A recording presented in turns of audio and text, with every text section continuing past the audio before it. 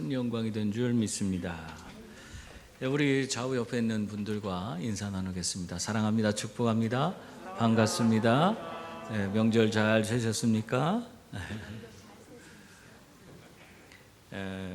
1999년에 제주에서 변호사 살인 사건이 있었습니다.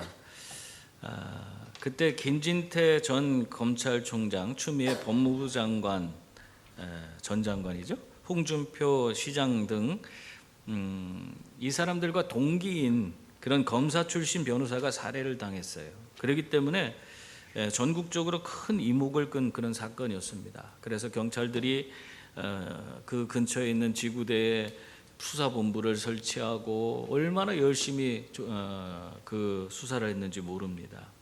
그 수사하면서 용의선상에 한 60여 명이 용의자로 지목이 됐는데, 그들을 다 조사해도 다 알리바이가 있고 전혀 이 살인사건과 무관한 그런 모습이었습니다. 그래서 결국에는 이 수사가 점점 시간이 지나면 지날수록 미궁에 빠져서 더 이상 범인을 찾아낼 수가 없는 그런 지경에 이르렀어요. 그래서 미제 사건으로 남겨져 있었는데, 그러다가 지금은 우리가 살인죄에 대해서는 공소시효가 없습니다만은 이때 당시만 해도 공소시효가 15년이었어요. 15년짜리가 후에 25년으로 바뀌고 그 다음에는 폐지가 됐습니다. 그래서 지금은 살인을 저지르면 공소시효가 없어요. 근데 이때 당시는 15년이었기 때문에 이 15년의 공소시효가 다 차게 된 거예요. 2014년 11월 5일자로 공소시효가 만료되었습니다. 여러분, 공소시효가 만료되면요, 그때는 범인이 누구인지 알아도 체포할 수가 없습니다. 공소시효가 끝났기 때문에 그 죄에 대해서 더 이상 물을 수가 없는 것입니다. 그래서 이 변호사 살인 사건이 완전히 사람들의 기억 속에 다 사라지고 이 사건은 완전히 끝났다고 생각했는데, 그런데 범인이 4년 전에, 얼마 되지 않았죠? 지금부터 4년 전에 방송에 나와서 자신이 이 살인을 저질러 놓고 마치 누군가가 조직폭력배를 시켜서 살인을 시킨 것처럼 그런 식으로 인터뷰를 하는 거예요. 자기가 살인해놓고. 그러면서 거기에 범행에 사용된 그런 흉기의 모습도 자기가 직접 그림으로 그리고, 또 범인의 이동 동선도 이야기하고, 또 골목길에 가로등이 꺼진 그런 상태였는데 그러한 사실조차도 일반 사람들은 모르잖아요. 근데 그런 것까지도 이야기를 하는 것이었습니다. 이 범인이 아니고는 도저히 알 수 없는 거를 그 사람이 인터뷰하면서 다 얘기하는 거예요. 자기가 범인인 거예요. 그래서 이 경찰들이 그것을 토대로 재수사에 들어갔습니다. 왜냐하면 이 범인이 그동안 국내에 있었던 것이 아니라 해외에서 거주하고 있다가 들어왔기 때문에 이 우리나라 형사소송법에 의하면요, 범인이 형사 처분을 면할 목적으로 국외에 있는 경우는 공소시효가 정지된다, 그렇게 돼 있어요. 그러니까 외국에 나가 있는 동안에는 그 사람의 공소시효가 정지된 거예요. 그리고 그걸 살펴보니까 이 사람이 아직도 공소시효가 남아 있는 거예요. 그래갖고는 결국에 이 범인이 체포되었다는 것입니다.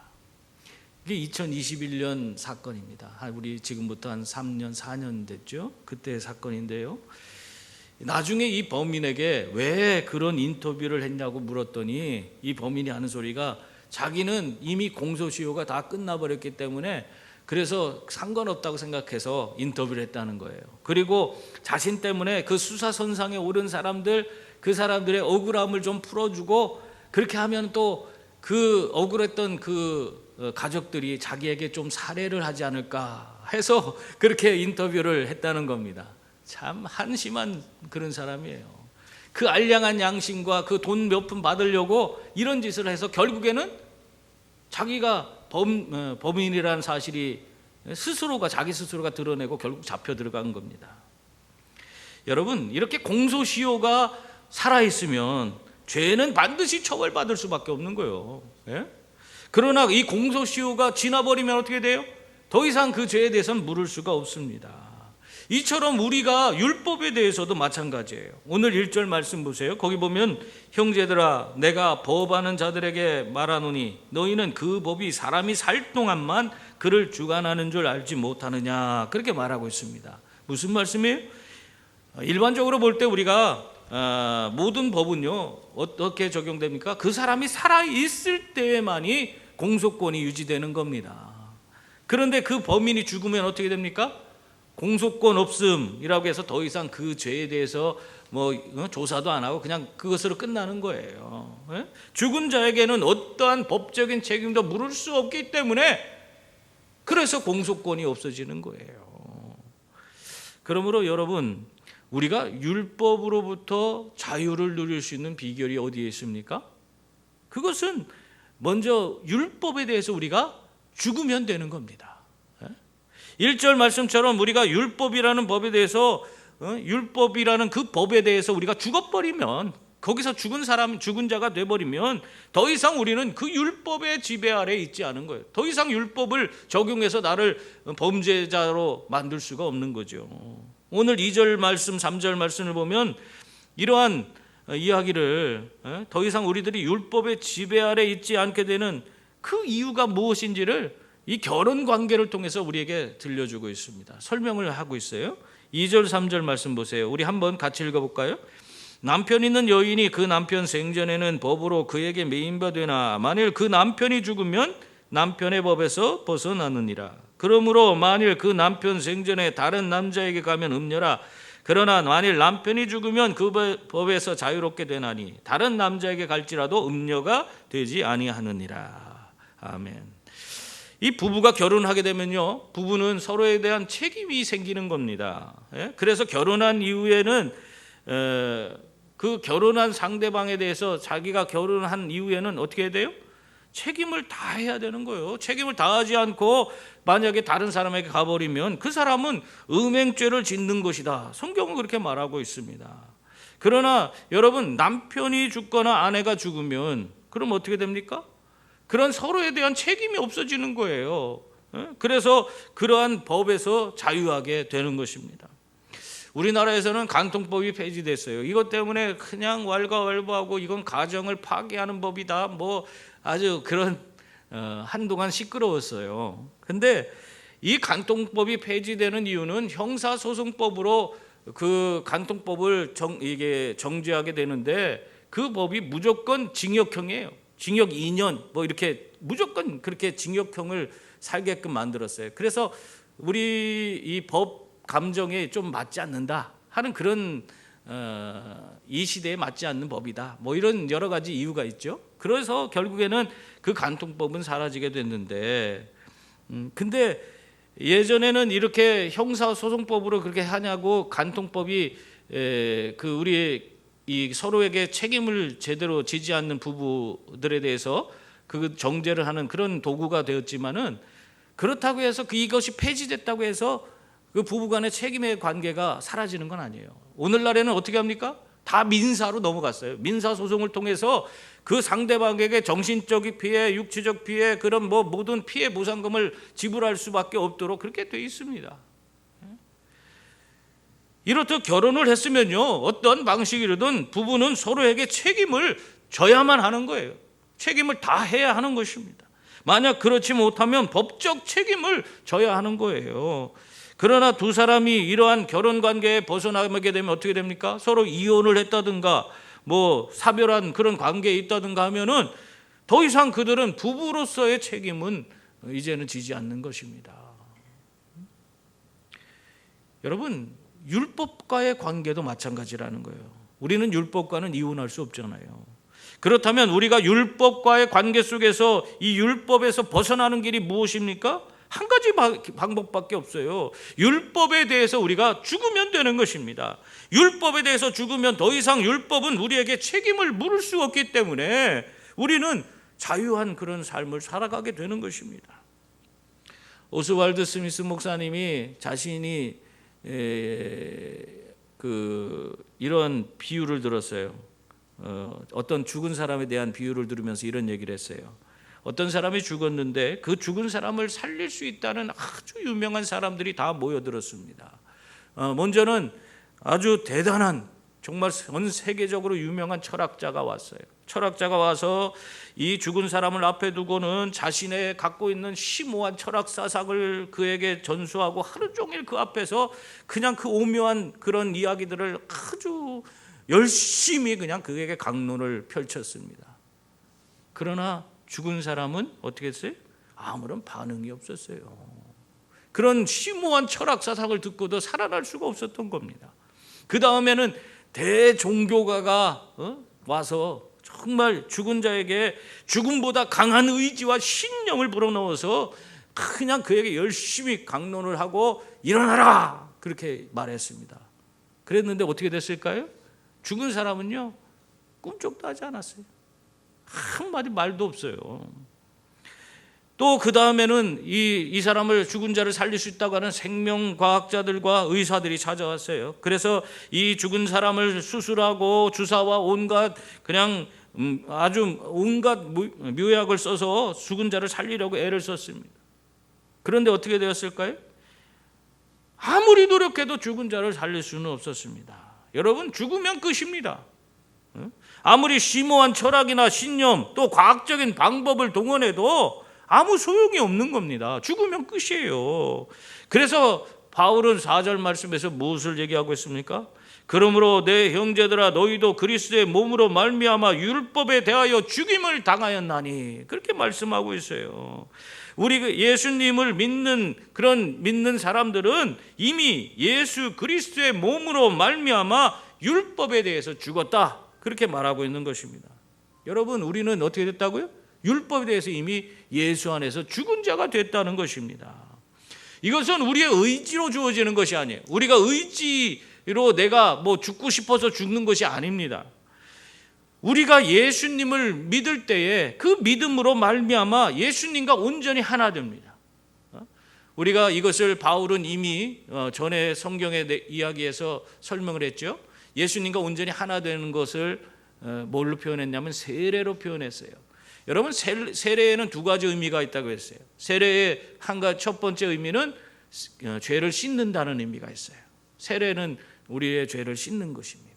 또 한 가지 의미가 있어요. 그것은 연합이라는 의미를 갖고 있어요. 세례를 통해서 그리스도와 온전히 하나 되었다 하는 겁니다. 온전히 연합하게 되는 것입니다.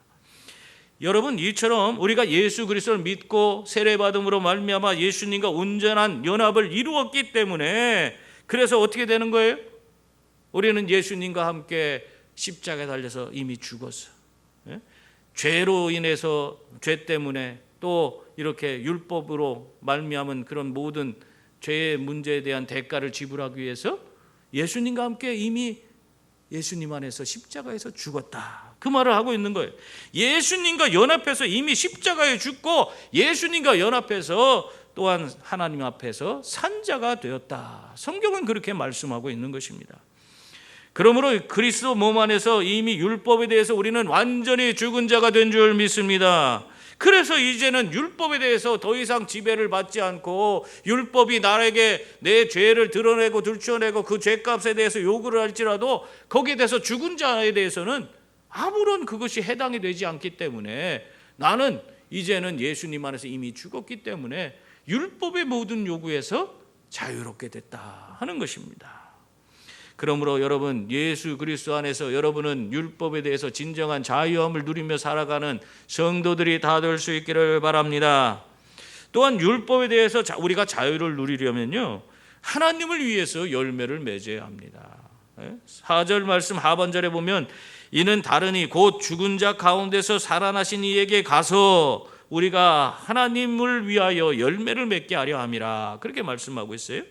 그리스도의 몸 안에서 율법에 대해서 우리가 죽은 자가 됐는데 그렇게 하나님께서 우리를 율법에 대해서 죽은 자로 이렇게 만들어 주신 이유는 다르니 곧 예수 그리스도, 다르니가 예수 그리스도 가리키는 거예요. 예수 그리스도에게 가서, 이 가서라는 말이 뭐냐면 그 원어를 보니까 예수님께 속해서 이렇게 표현이 되어 있어요. 그러니까 우리가 예수님 안에서 예수님께 온전히 속해서, 그래서 우리가 예수님과 온전히 하나됨으로 말미암아 하나님 기뻐하시는 그런 아름다운 열매를 맺어가는, 하나님의 영광을 위해서 살아가는 그런 자들이 되라고 우리를 이렇게 율법으로부터 율법에 대해서 죽은 자로 삼아 주셨다. 그 말을 하고 있는 것입니다. 여러분, 우리는 이제 예수 그리스도 안에 온전히 예수님과 하나 되었고 예수님께 속한 자인 줄 믿습니다. 그래서 우리는 예수 그리스도에게 속한 자로서 예수님처럼 생각하고 예수님처럼 행동하고 예수님 주시는 힘과 능력으로 우리에게 주어진 모든 일들을 감당하면서 살아가는 그런 성도가 되어야 하는 줄 믿습니다. 여러분, 우리가 예수님처럼 생각하고 예수님처럼 말하고 예수님처럼 행동하고 그렇게 해서 온전히 예수님이 내 삶의 모든 것을 다스리도록 그렇게 내 자신을 내어드리며 사는 그런 삶을 뭐라고 합니까?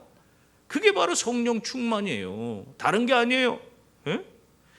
예수님께 속한 자들은 이렇게 내 자신을 온전히 예수님께 내어드리고, 그래서 내가 주님 안에, 주님이 내 안에 계셔서 내 모든 것을 다스려 주심으로 늘 이렇게 성령의 충만함을 받고 그 성령의 인도하심을 받으며 사는 그런 자들이 되어야 한다 하는 것입니다.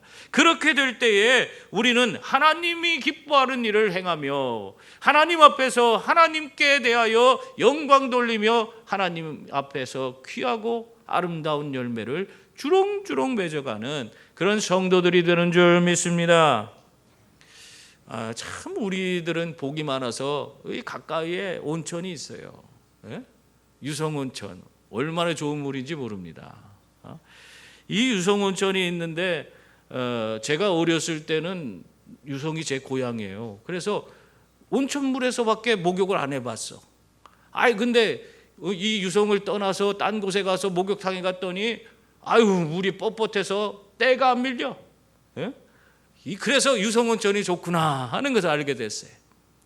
여러분, 요즘에 유성온천에 가니까 옛날하고 다르더라고요. 예전에는 유성온천에 가면 냉탕, 온탕밖에 없었어요. 그런데 요즘에는 목욕탕에 대중탕에 들어갔는데 대중탕 안에 무슨 쑥탕, 무슨 허브탕 해갖고 이상야릇한 탕들이 많고 온도도 32도, 36도, 38도, 40몇 도 온도도 다 이렇게 온도계가 꽂혀서 천차만별로 이렇게 다 구성이 돼 있어요. 그래서 자기가 원하는 대로 들어가서 목욕하게끔 그렇게 돼 있더라고. 참 좋은 세상에 살고 있습니다. 그런데 이렇게 다양한 탕에 사람들이 들어가서 몸을 담그고 있다가 이렇게 몸을 근질근질해서 몸을 긁으면 어떻게 됩니까? 몸에서 때가 떨어져 나와. 그래갖고 탕 위에 때가 둥둥둥둥 떠내려가는 거예요. 그래서 저거 더럽다 생각해갖고는 바가지를 갖다가 그걸 잡으려고 이렇게 했는데 물만 터지지 때는 푹 옆으로 싹 도망가 버려. 그래서 또 잡으려고 딱 했는데 잡히나? 안 잡혀요. 그래서 제가 자꾸 그걸 퍼내려고 막 그렇게 하고 있으니까 이 목욕탕에서 그 관리하는 분이 들어오더니 왜 그러냐 해. 그래서 때가 많아서 이것 좀 치우려고 한다고 그랬더니 나오시래. 탕에서 거기 있던 분도 다 나오시래. 그러더니 수돗물을 콱 틀어놓는 거예요. 수돗물이 틀어져 갖고 콸콸콸 나오면서 그 물이 이 목욕탕 밖으로 막 넘쳐나니까 그 물 위에 있던 때들이 어떻게 됐을까요? 다 그냥 밖으로 빠져나가 버렸어. 여러분, 내가 아무런 노력도 하지 않았어도 그냥 수돗물만 틀어놓으니까 물이 가득 차니까 탕에 물이 가득 차니까 저절로 그 때들이 다 밖으로 다 떨어져 나가는 거예요. 성령 충만이 이와 같습니다. 내 속에 죄가 많아요. 그 죄를 내가 어떻게 알 수가 없습니다. 내 속의 죄는 내가 해결할 수 있는 게 아니에요. 내가 이렇게 많은 죄를 짓고 내가 그 죄에 대해서 부담을 느끼고 어떻게 해결해 보려고 해도 죄인인 내 자신은 스스로가 그 죄에 대해서 대가를 지불할 수도 없고 해결할 수도 없어요.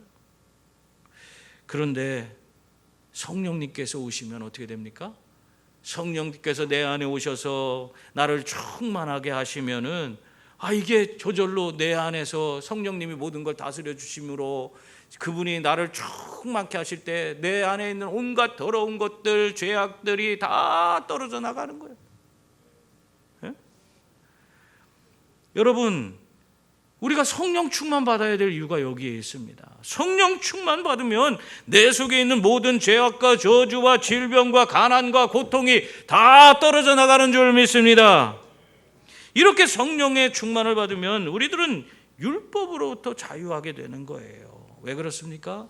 예수님 생각이 내 생각이 되고 내 생각이 예수님 생각이 되는 거예요. 성령 충만 받으면은 이 모든 것이 예수님 생각이 무엇인지를 내가 깨닫게 돼요. 그래서 내가 예수님 생각과 내 생각이 일치하게 돼서 내가 행동을 옮길 때 저절로 하나님 기뻐하는 일을 행하는 그런 사람이 되는 거예요. 고민하지 않아도 돼요. 이것이 하나님 뜻인지 아닌지, 어떻게 이것을 해야 되는지 말아야 되는지 고민할 필요도 없어요. 내가 예수님으로 충만하게 되면, 성령의 충만 받아서 성령의 기름 부으심이 내 안에서 차고 넘치게 되면은 이제는 예수님 생각이 내 생각이요, 내 생각이 예수님 생각이 돼서 아무 근심 걱정 없이 그냥 내가 원하는 것을 행하면 그것이 하나님이 기뻐하는 일이고 하나님이 영광 받으시는 일이 되는 줄 믿습니다. 그래서 우리는 저절로 하나님이 기뻐하시는 아름다운 열매를 맺어가는 그런 성도가 되는 것입니다. 그리고 또한 율법에 대해서 자유를 누리려면 영의 새로운 것으로 섬겨야 합니다. 5절 6절 말씀 보세요. 우리 함께 읽어볼까요? 우리가 육신에 있을 때에는 율법으로 말미암는 죄의 정욕이 우리 지체 중에 역사하여 우리로 사망을 위하여 열매를 맺게 하였더니 이제는 우리가 얽매였던 것에 대하여 죽었으므로 율법에서 벗어났으니 이러므로 우리가 영의 새로운 것으로 섬길 것이요 율법 조문의 묵은 것으로 아니할지니라. 아멘. 바울은 율법에 대해서 죽기 전에 우리의 모습에 대해서 뭐라고 하고 있어요? 육신에 있다, 그렇게 표현하고 있어요. 예? 그래서 우리들이 육신에 있을 때는 어떻게 살았다 그렇게 말하고 있습니까? 죄의 정욕이 우리를 지배해서 결국 우리가 할 수 있는 것은 사망을 위해서 열매 맺는 것밖에 없었다. 온갖 죄만 저지르고 그래서 결국 지옥불에 던져서 죽을 수밖에 없는 그런 자가 될 수밖에 없었다. 그 얘기하는 거예요. 사망을 위해 열매 맺는 자, 모든 일이 다 온전치 않고 그릇되고 그 온갖 죄와 거짓이 난무하는 그런 삶을 살 수밖에 없었다는 겁니다. 여러분, 우리가 그렇게 살았잖아요. 예전에 예수님 알지 못할 때 우리의 삶의 모습은 정말 우리의 육신에 속해서 우리의 마음에 원하는 것, 내가 하나님이 원하는 것을 추구하지 않고 내가 원하는 것, 그걸 온갖 욕심을 부리면서 우리가 살아왔지 않습니까? 그러면서 죄도 짓고 그렇게 해서 살고 있었습니다. 그런데 이제 우리들이 예수님을 믿고 예수님 안에서 율법에 대하여 죽음으로 우리의 삶은 이젠 완전히 달라졌습니다. 어떻게 달라졌어요? 이제는 우리를 얽매던 이 율법에서 벗어나서 참 자유를 누리는 삶으로 나아간 것입니다. 그래서 이제는 예수님 안에서 마음껏 우리가 원하는 삶을 살아갈 수 있는 그런 존재가 됐어요. 여러분, 우리가 원하는 것을 예수 믿는다고 마음대로 하라는 것이 아니에요. 이것은 예수님과 온전히 연합해서 하나가 됐을 때에, 성령 충만 받았을 때에, 그때에 내가 원하는 것을 우리는 마음껏 할 수가 있는 겁니다. 그것이 하나님 뜻에 어긋나지가 않기 때문에.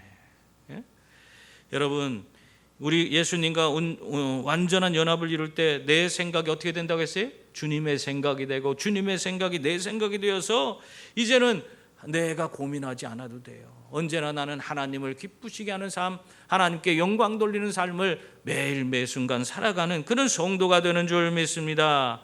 이것을 오늘 성경에서는 영의 새로운 것으로 섬기는 것이라 그렇게 말하고 있어요. 이게 성도의 삶이에요. 예수를 믿는다 하고는 내 멋대로 사는 것이 성도의 삶이 아니라 예수를 믿었으면 이제는 영의 새로운 것으로 하나님을 섬기며 사는 것, 그것이 성도의 삶이에요. 그러니까 여러분이 지금까지 수십 년 신앙생활에도 그렇게 살지 못했다면 이제까지 제대로 된 신앙생활을 하지 않은 거예요. 엉뚱한 신앙생활을 해온 거예요. 영의 새로운 것으로 우리는 항상 하나님께 나아가고 섬기는 그런 성도가 되어야 합니다. 이게 성령의 인도함을 받는 삶이라는 겁니다. 독일의 한 음악가가 길을 걷다가 성당에서 아름다운 오르간 소리가 들리는 거예요. 파이프 오르간 소리가 들려요. 그래서 야, 저 파이프 오르간 한번 연주하고 싶다 해서 그 교회에 들어갔어요. 들어가갖고는 보니까 한 노인이 그 파이프 오르간을 연주하고 있어요. 그래서 가서 인사를 하고는 저도 한번 연주해 보면 안 되겠습니까? 이렇게 이야기를 했어요. 그랬더니 이 노인분이 위아래로 살펴보면서 아니, 이 귀한 걸 당신이 마음대로 와서 여기서 연주할 수 있는 그런 건 줄 아냐고, 안 된다고 그러는 거예요. 그러니까 이분이 그래도 제가 너무너무 이 소리가 아름다워서 한번 연주하고 싶어서 이렇게 부탁을 드린다고 좀 연주하게 해달라고 그렇게 이야기를 했어요. 그랬더니 이 노인분이 이게 단칼에 거절해야 되는데 그러지 못하고 자꾸 그렇게 부탁을 하니까 그러면 한번 해보라고 하고서 자리를 비켜줬어요. 그래서 이 음악가가 그 오르간에 앉아서 연주를 하기 시작합니다. 연주를 하는데 그 소리부터 벌써 엄청 장엄한 그 파이프에서 울려 퍼지는 소리가 나오면서 막 이 대성당 안에 그냥 환희와 감동이 막 가득 차고 천사들이 와서 노래하는 것 같은 그런 느낌이 들어요. 너무너무 막 황홀한 거예요.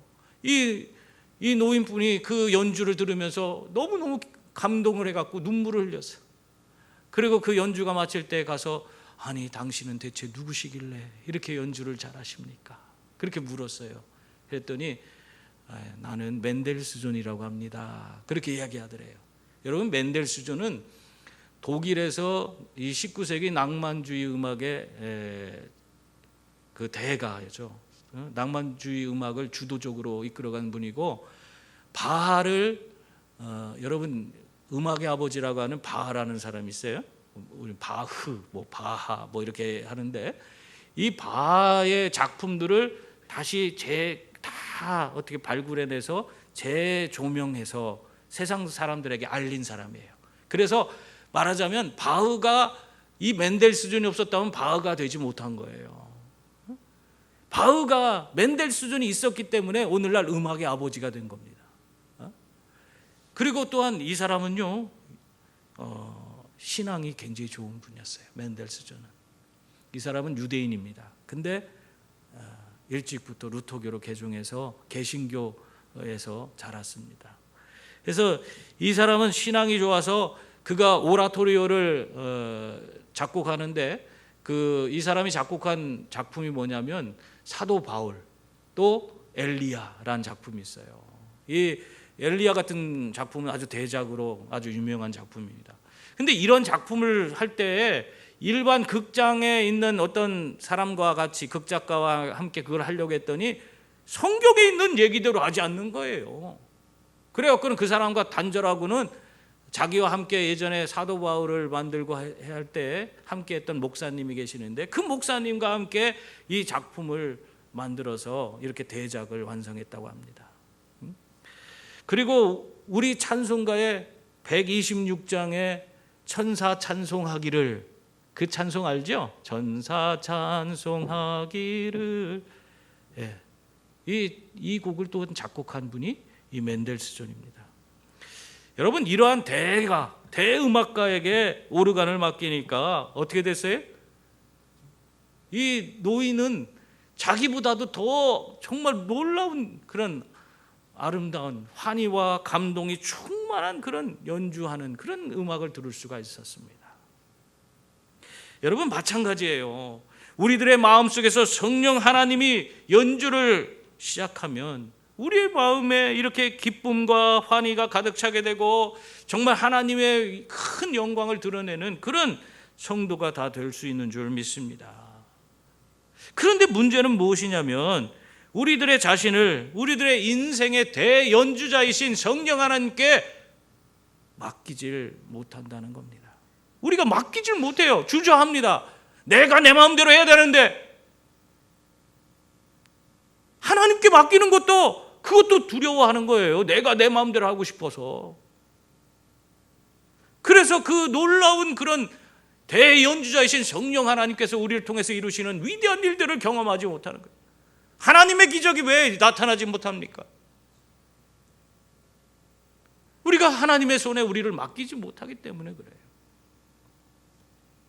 그래서 오늘 우리에게 자유를 줘도 그 자유를 누리지 못하고 율법의 굴레에서 흐덕이는 그런 자들이 되고 마는 것입니다. 그러므로 사랑하는 성도님들, 우리는 율법에 대해서 그리스도 몸 안에서 이미 죽었습니다. 그래서 율법의 지배를 받지 않아요. 율법 아래서 죽었다는 것은 뭡니까? 예수님 안에서 그 모든 율법의 모든 것들 또한 이루었다는 것과 마찬가지예요. 완성했다는 것입니다. 더 이상 율법이 우리의 걸림돌이 되지 않는 거예요. 그 이상, 율법 그 이상의 삶을 우리는 살아가는 존재가 되었다는 것입니다. 우리는 그리스도 안에서 성령 충만 받아서 이렇게 진정한 율법으로부터의 자유를 누리는 성도들이 다 된 줄 믿습니다. 이제부터는 어떻게 살아야 돼요? 그러므로 우리는 이렇게 날마다 성령 충만 받고 정말 그 성령의 은혜 가운데에서 날마다 하나님 앞에 큰 영광 돌리면서 아름다운 열매를 맺으며 사는 그런 성도의 삶을 살아가야 하는 줄 믿습니다. 오늘도 여러분의 삶이 이렇게 정말 율법으로부터 진정한 자유함을 누리면서 아름다운 성령의 열매를 주렁주렁 맺는 그런 성도가 되시기를 주님의 이름으로 축원합니다. 기도하겠습니다.